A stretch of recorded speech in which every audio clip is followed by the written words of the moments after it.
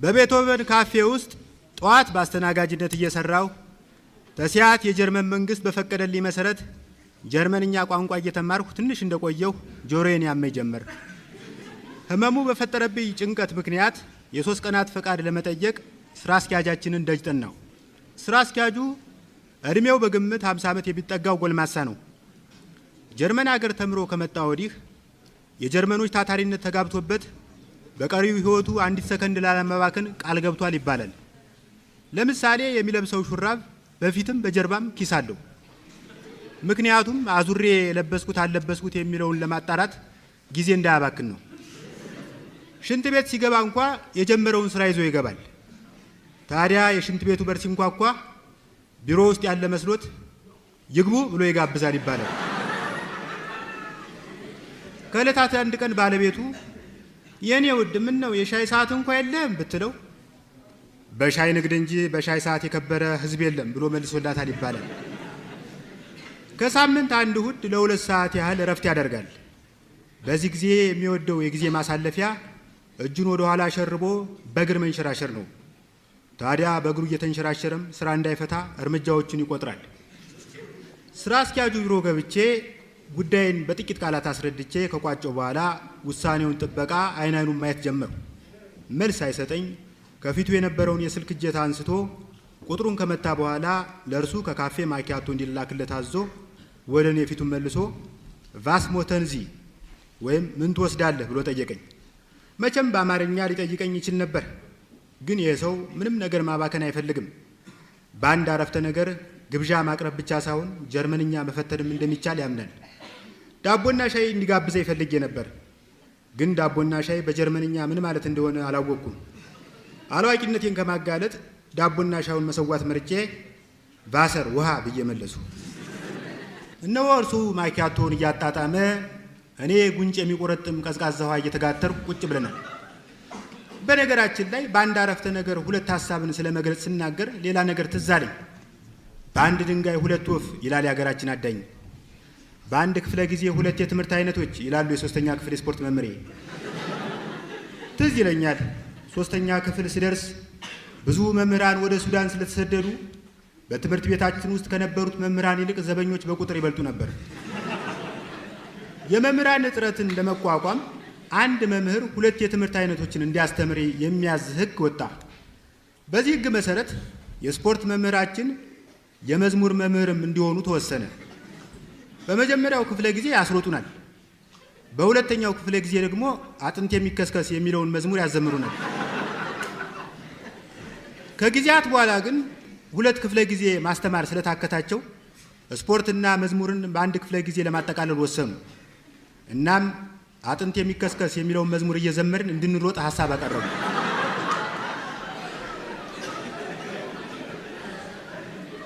ወደ ቀደመ ነገራችን ስንመለስ ስራ አስኪያጁ ማኪያቶውን እየጠጣ የሆነ ነገር በወረቀት ላይ ጽፎ አቀበለኝ። ለ3 ቀናት የሚቆይ ፈቃድ ማግኘቴን የሚገልጽ ወረቀት ነው። ላመሰግነው ብድግ አልኩ። ግን ምስጋናዬ ጊዜው እንዳያባክንበት ሰግቼ በቀጥታ ወደ በሩ አመራሁ። ወዲያው ግን ምን አለ የመታከሚያ ገንዘብ ቢሰጠኝ የሚል ምኞት መጣብኝ። ምኞቴ ተስፋ ሆነና ከአሁን ይጠራኛል በማለት አረማመዴን እያዘገየሁ ተራመድኩ። እውነትም የበሩን እጀታ እንደጨበጥኩ ከኋላ የጠራኝ። አቤት። 22 ማዞሪያ የሚገኘውን ሶፍ ዑመር ባንክን ታውቀዋለህ ሲል ጠየቀኝ። አዎ አልሁ። በአንድ በኩል ፈገግታዬን በቁጥጥር ስር ለመዋል እየሞከርኩ፣ በሌላ በኩል ከጠረጴዛው ላይ የቼክ ደብተር ባይኔ እየፈለጉ። ከባንኩ አጠገብ ዘመናዊ ክሊኒክ ተከፍቷል፣ እዚያ ብትሄድ ጥሩ ነው አለኝና ወደ ስሌት መኪናው አቀረቀረ። በጣም አዝኜ ወጣሁ። ለነገሩ ጥፋቱ የኔ ነው። ጥፋቴ ተስፋን የሙጥኝ ማለቴ። በእውነቱ ተስፋ የገቢ ምንጭ የሚሆነው ለሎተሪ አዟሪዎች ብቻ ነው። ግን ምን ነው መተዛዘን ጠፋ? 2 ኮት ያለው አንደኛውን ኮት ለባልንጀራው ይስጥ ተብሎ በወንጌል ተጽፏል። ታዲያ ዛሬ ይህን የሚተገብር ይኖራል? አድማጮቼ ሆይ በዚህ ዘመን አበበ 2 ኮት ካለው አንደኛውን ኮት ለከበደ ከሰጠው ከበደ ላውንደሪ ቤት አለው ማለት ነው።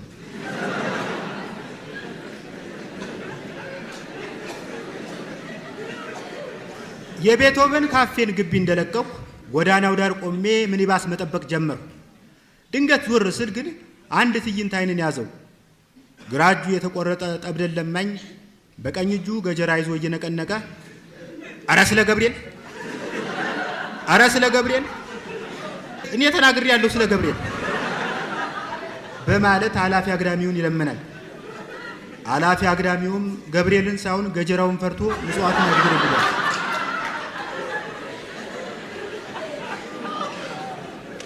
ድንገት ከየት መጣ ያልተባለ የፌዴራል ፖሊስ አባል ተጠግቶት ገጀራውን ለምን ያዝከው ብሎ አፈጠጠበት።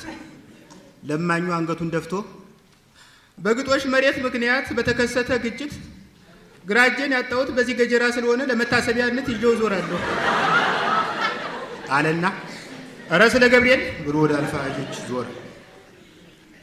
ቀጥሎ ምን እንደተከሰተ አላየውም። ከላይ ሲጋልብ የመጣ ሚኒባስ ባጠገቤ ሽው ብሎ አዳፋ የጎርፍ ውሃ ከላይ እስከ ታች አከናንወኝ ሄደ። ዝቅ ብዬ ባይ አስፋልቱ ላይ የተቋጠረ ጎርፍ የለም።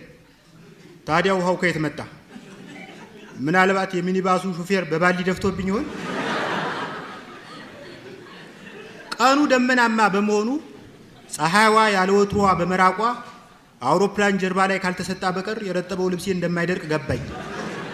ይሁን እንጂ ወዲያው ብልሃት መጣልኝ። ካፌ ገብቼ ትኩስ ነገር ለመውሰድ አሰብኩ። ሆዴ በጣም ከሞቀ ቢያንስ ካናተራዬ ይደርቃል። ገባውና አስተናጋጁን ጠርቼ ጦመኛ ስለሆኑ ሻይና ቺፕስ እንዲያመጣልኝ ነገርኩት። ያዘዝኩት እስኪመጣልኝ በመስኮት አሻግሬ ወደ ውጭ መመልከት ጀመርኩ።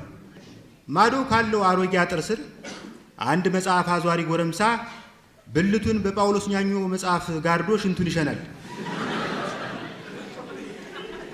እየሸና ሰው አየኝ አላየኝ ብሎ ሲገላመጥ ከእኔ ጋር ተገጣጠምንና በእጄ ምልክት ጠራሁት። ሽንቱን ሳይቋጭ ተንደርድሮ ገባ። አንዱን መጽሐፍ እየመዘዝኩ በቢላዲን ላይ መጽሐፍ ጽፈውበት ነው ብዬ ጠየቅኩት። ቢላዲን አይደለም ኦሾ ነው አለኝ አዟሪው እየሳቀ።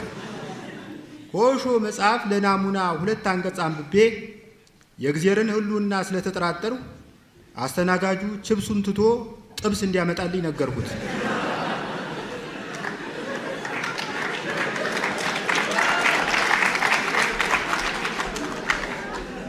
ጥብሱ በጣም ጥሩ ነበር። ብዙ ሬስቶራንቶች ውስጥ እንደሚታየው በጥብሱ ውስጥ ጸጉር አላገኘሁም። ጥብሱን ያዘጋጀው ሼፍ መላጣ ሳይሆን አይቀርም።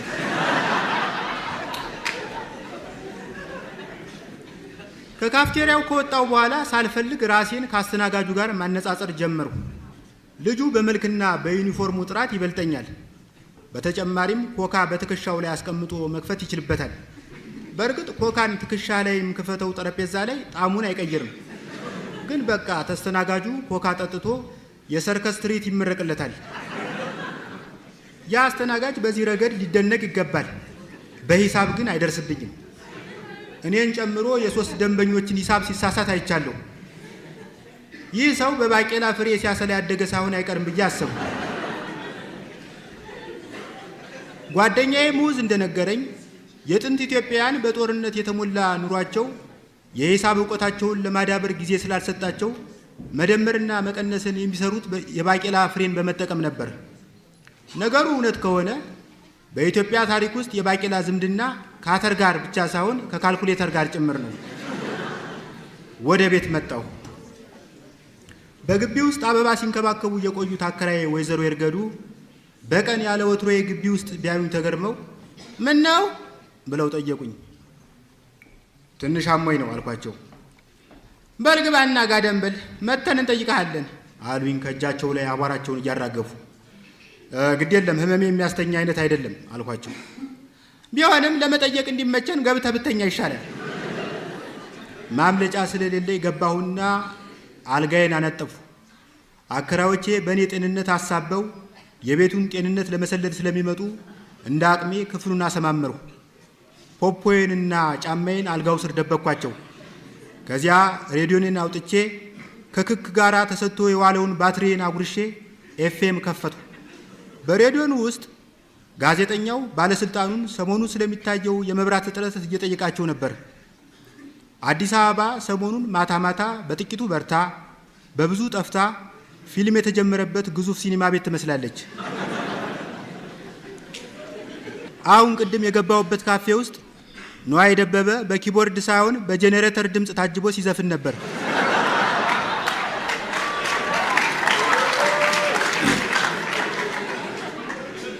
ጄኔሬተሩ ቴፑን አጅቦ ያለማቋረጥ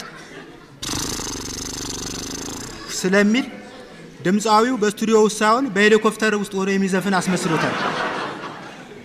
አሁን እንግዲህ ከሬዲዮ ውስጥ ያለው ጋዜጠኛ በቅርቡ ኃይል ቆጣቢ አምፖሎች ለህብረተሰቡ እንደሚታደሉ ተገልጿል። ይሁን እንጂ የኃይል ቆጣቢ አምፖሎች ለወትሮ ከምንጠቀምባቸው አምፖሎች ጋር ሲነጻጸሩ የብርሃን መጠናቸው አነስተኛ ነው የሚል አስተያየት አለ። እርስዎ በዚህ ላይ ምን አስተያየት አለዎት? ሲል ጠየቀ። ኃይል ቆጣቢ አምፖሎች የብርሃን መጠናቸው አነስተኛ መሆኑ የሚያጠያይቅ አይደለም አሉ ባለስልጣኑ። አምፖሎቹ ደብዛዛ ቢሆኑም ገረዳችንን ከሚስታችን ለመለየት የሚያስችል በቂ ብርሃን ይኖራቸዋል።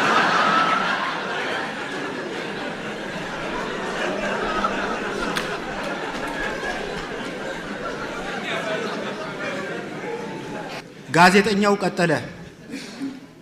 በኃይል ቆጣቢ አምፖሎች መጽሐፍ ማንበብ ይቻላል? አሉ ባለስልጣኑ። የብሬል መጽሐፍ ማንበብ ይቻላል።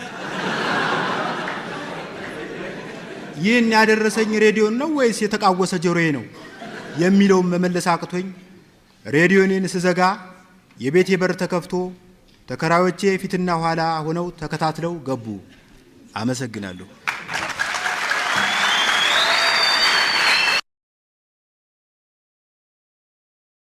የአቴ ህይወትና የአገሪቱ እርምጃ።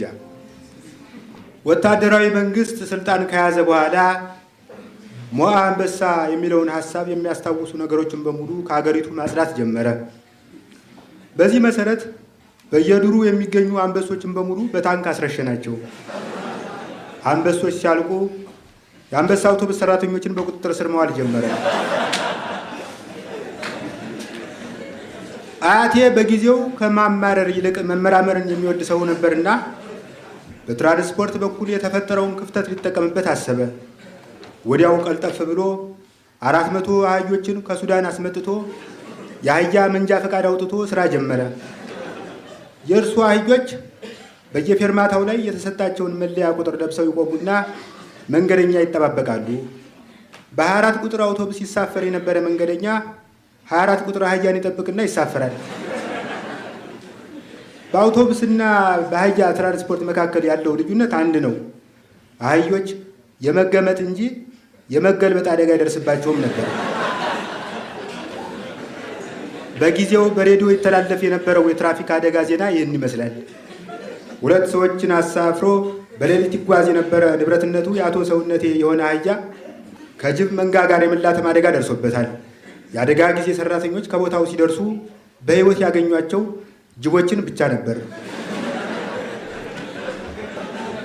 ወታደራዊ መንግስት ግን በዚህ አላቆመም። አያቴን ጨምሮ በጃንሆይ ጊዜ ሹማምንት የነበሩ ሰዎችን በሙሉ እየለቀመ ያስር ጀመር። ይሁን እንጂ ለእስረኞች የሚበቃ በቂ ወህኒ ቤት ስላልነበረው እስረኞቹ በፈረቃ የሚታሰሩበትን አሰራር ፈጠረ። የጠዋት ፈረቃ እስረኞች እስከ እኩለ ቀን ይታሰሩና ወህኒ ቤቱን ከሰዓት በኋላ ታሳሪዎች ይለቁላቸዋል። አያቴ እንደ ዕድል ሆኖ የጠዋት ፈረቃ እስረኛ ስለነበር ጠዋት በስር ላይ እያለ ጠያቂዎች የሚያመጡለትን ምግብ በልቶ ከሰዓት በኋላ ሳህኑን ቤታቸው ድረስ ራሱ እየሄደ ይመልሳል። የጠዋት እስረኛ ከሰዓት በኋላ ሲለቀቅ አይጠፋም ወይ የሚል ጥያቄ ከእናንተ ሊሰነዘር ይችላል። ልክ ነው። የጠዋት ፈረቃ እስረኛ ወደ ቤቱ ሲመለስ የሚጠብቀው ዘበኛ አብሮት ወደ ቤቱ ስለሚሄድ እንጂ ሊጠፋ ይችል ነበር። በአያቴ ላይ የተመደበው ዘበኛ አያቴን ሊጠብቅ መጥቶ እግረ መንገዱን ሌባ እንዳይዘርፍን ቤታችንን ሲጠብቅ ስለሚያድር ጠቀመን። ትንሽ ቆይቶ ግን ወታደራዊ መንግስት ከሶቪየት ክብረት መንግስት ጋር ተመካክሮ ይህ አይነት ስርዓት ሀገር እንደሚያቆረቁ ስለደረሰበት እስረኞች የማያዳግም ፍርድ እንዲሰጣቸው ወሰነ። አያቴ ለመጀመሪያ ጊዜ የጦር ፍርድ ቤት ሲቆም እኔ ደግሞ አጠገቡ ቆምኩ። ዳኛው ፍርድ ይሰጣሉ ተብሎ ሲጠበቅ መዶሻዬም ቤት ጥዬው ስለመጣሁ ለመፈለጊያ ጊዜ የሚሆነ የ1 ወር ጊዜ ይሰጠኝ ብለው ቀጠሮ ሰጡ። በቀጣዩ ቀጠሮ ፍርድ ቤቱ በጃንኮይ ጊዜ ያገለገሉ ሹማምንት የራሳቸውን መቀበሪያ ራሳቸው በዶዘር ቆፍረው ከጨረሱ በኋላ እንዲረሸኑ ሲል በየነ። ይሁን እንጂ የቼኮስሎቫኪያ ሶሻሊስት ሪፐብሊክ መንግስት በጉዳዩ ሽምግልና ገብቶበት ነገሩን ስላለዘበው እስረኞች መቀበሪያቸውን በዶዘር መቆፈራቸው ቀርቶ በዶማ እንዲቆፍሩ ተበየነላቸው። አያቴ ፍርዱን እንደሰማ ያደረገው ነገር ቢኖር ንስሐ አባቱን ጠርቶ ከ66 ዓመተ ምህረት ወዲህ የሰራውን ኃጢአት መናዘዝ ነው። ከ66 በፊት የነበረው ኃጢአት ግን በሀገር አስተዳዳሪነቱ የፈጸመው በመሆኑ ከሀገሪቱ ኃጢአት ጋር እንደሚመደብ የታወቀ ነው። እንግዲህ የንስሐ አባትየው የአያቴን ኃጢአት የሚመዘግቡበት ባለመቶ ሉክ ደብተር ገዝተው ለንግግር የቀለለውን አበሳ በፊደል ለንግግር የከበደውን በስዕል መዝግበው ከጨረሱ በኋላ አያቴ ከመረሸኑ ግማሽ ሰዓት አስቀድሞ በመረጠው አቅጣጫ ዞሮ 40 እንዲሰግድ ደነገጉ። አያቴ ግን 40 ከሰገድኩ በጣም ስለሚደክመኝ የመሞቻ አቅም አይኖረኝም፣ እባክዎ ትንሽ አስተያየት አድርገው ይቀንሱልኝ ሲል ተማጸናቸው። ቄሱ ግን ይህንም ደንበኛ ስለሆንክ እንጂ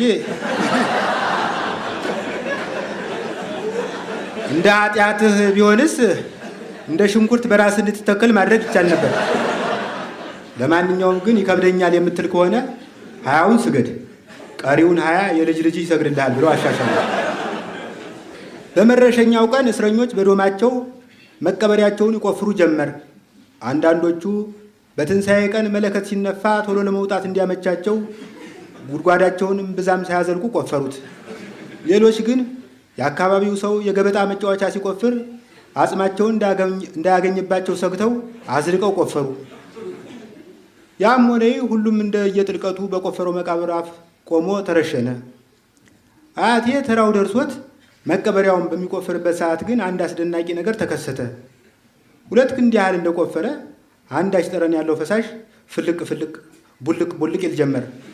ፈሳሹን ቀርቦ ሲያው ናፍጣ ነው። ገዳይ ወታደሮች ይህን በተመለከቱ ጊዜ ለበላይ ባለስልጣናት አመልክተው አካባቢው በ2 ብርጌድ ጦር ተከበበ። የሀገራችን መንግስት ወዲያውኑ በአካባቢው ቁፋሮ እንዲያካሄድለት የኩባን መንግስት ተማጸነ። የኩባ መንግስት በበኩሉ ከሚገኘው ናፍጣ ላይ ግማሹን ከወሰድኩ እቆፍራለሁ ብሎ ተዋውሎ ቁፋሮ ተጀመረ።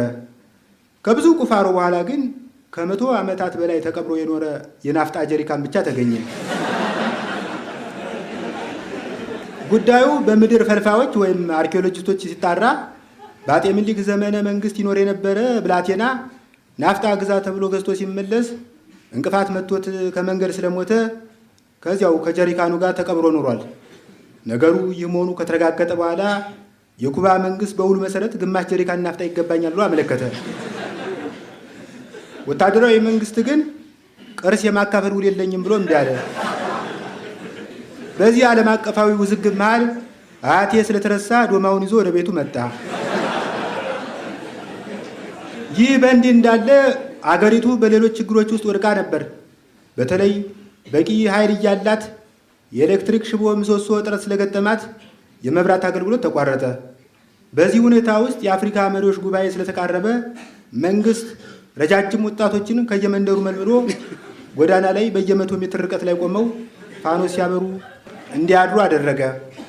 መብራት አንጠልጣይ ወጣቶች ብርድ ሲቆጋቸው ስለሚያድሩ በማግስቱ የአሜሪካን የነጻነት ሐውልት ይመስል አንድ እጃቸው እንደዘረጉ ደርቀው ይገኛሉ። ይህ ብቻ አይደለም። ጥቂት የሀገራችን ህፃናት በድንበር አካባቢ ብይ ሲጫወቱ አንዱ ህፃን ጥሩ አድርጎ ያስፈነጥራት ብይ ጎረቤት ሀገር በመግባቷ የድንበር ጦርነት ተቀሰቀሰ። መንግስትም ከፋኖስ አንጠልጣይነት የተረፉ ወጣቶችን በብሔራዊ ውትድርና ይመለምል ጀመር። ቀሪ ወጣቶች ደግሞ ጫት ሲቅሙ ይውሉ ነበር። በጊዜው መቃሚያ ዛፍ እንጂ መቃሚያ ቤት አልነበረም። ወጣቶች መቃም ሲፈልጉ በአካባቢያቸው በሚገኙ የጫት ዛፎች ላይ ወጥተው ወፎችን እንደ ዝንብ አሁንም ከዓይናቸው ግድም እያባረሩ ቀንበጡን ይቅማሉ። በጊዜው አንድ ወጣት ሲመረቅን መመርቀኑ የሚታወቀው ከዛፍ ዛፍ ሲዘል እንጂ እንደ ዛሬው ከሀሳብ ሲዘል አልነበረም።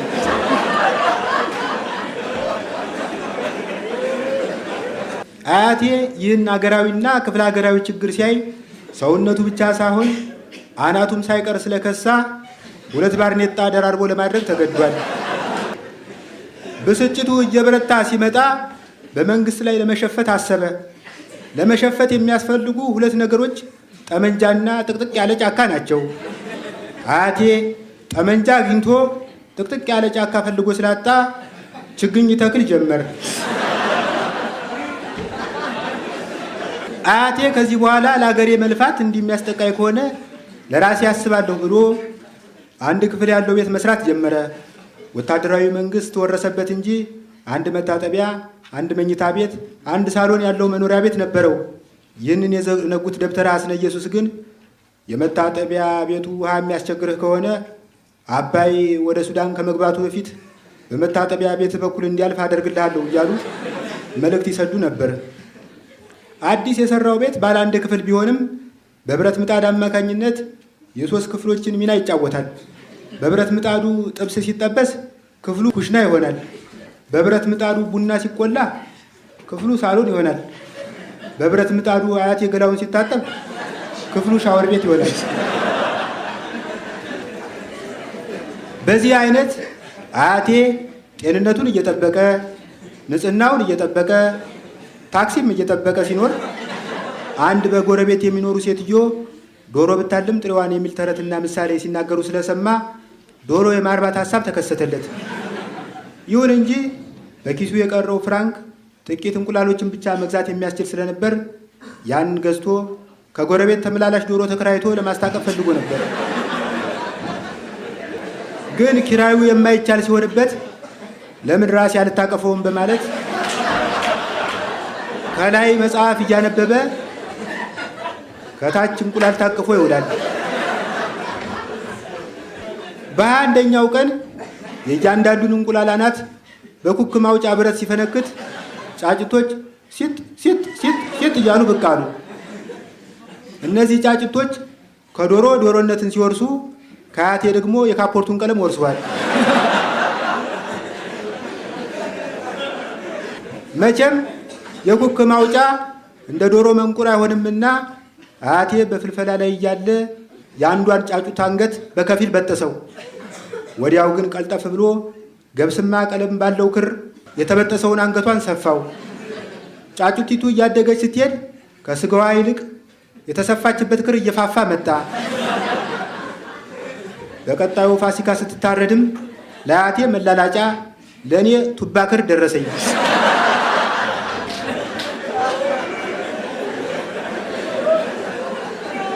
አያቴ ከሚያረባቸው ዶሮች ጋር መዋል ማደር ከማብዛቱ የተነሳ የአውራ ዶሮ አኗኗር ተጽዕኖ በሕይወቱ ላይ መንጸባረቅ ጀመረ።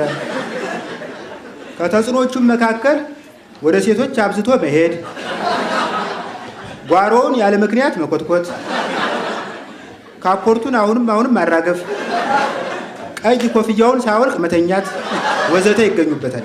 አመሰግናለሁ።